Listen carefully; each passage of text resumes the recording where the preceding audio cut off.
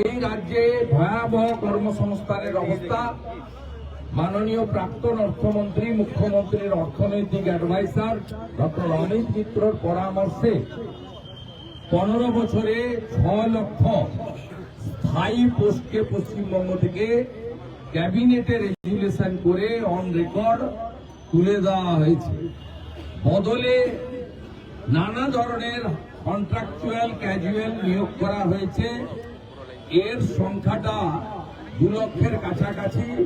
তার মধ্যে 1,15,000 civic volunteers, যারা মাসে 9,000 টাকা করে পায়, 4,000 ভিলেজ পুলিশ, যারা মাসে 10,000 টাকা করে পায়, এবং সরাসরি রাজ্য সরকারের ক্যাজুয়াল বাদ দিলেও ওয়েবেল কর্পোরেশনের মাধ্যমে, এমনকি থার্ড পার্টির মাধ্যমেও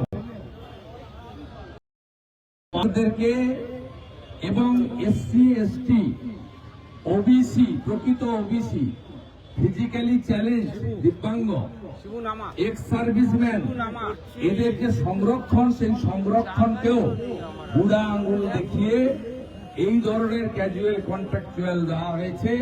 কেউ 4,000 টাকা পান, সর্বোচ্চ ডাটা এন্ট্রি অপারেটররা 12,000 টাকা পান।